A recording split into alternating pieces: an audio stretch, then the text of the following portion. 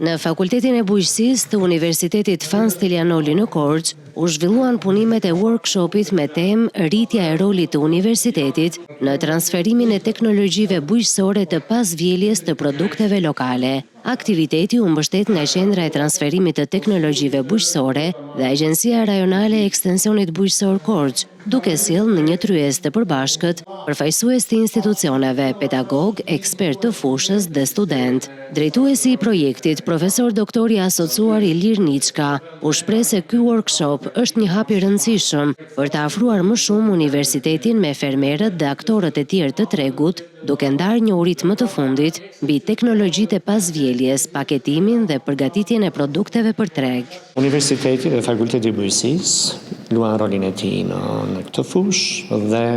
jo vetëm pretendimet e Shqipërisë për të hyrë në Bashkimin Evropian në tregje më të mëdha me produkte më cilësore do ta bëjë më të vështirë konkurimin e produkteve vendese. Një hap modest ishte për të përshtatur pikërisht rritjen e prodhimit të cilësisë të prodhimit vendas dhe gjetjes së tregjeve, qoftë të tregjeve lokale, ashtu edhe të tregjeve ndërkombëtar. Gjatë 2 ditëve të zhvillimit të këtij workshopi, pjesëmarrësit prezantuan të dhëna mbi përcaktimin e kohës së vjeljes, përdorimin e mjeteve digjitale për mbrojtjen e kulturave, menaxhimin e cilësisë, si dhe programet e subvencionimit të prodhimit bujqësor të financuara nga Qeveria Shqiptare dhe Bashkimi Evropian.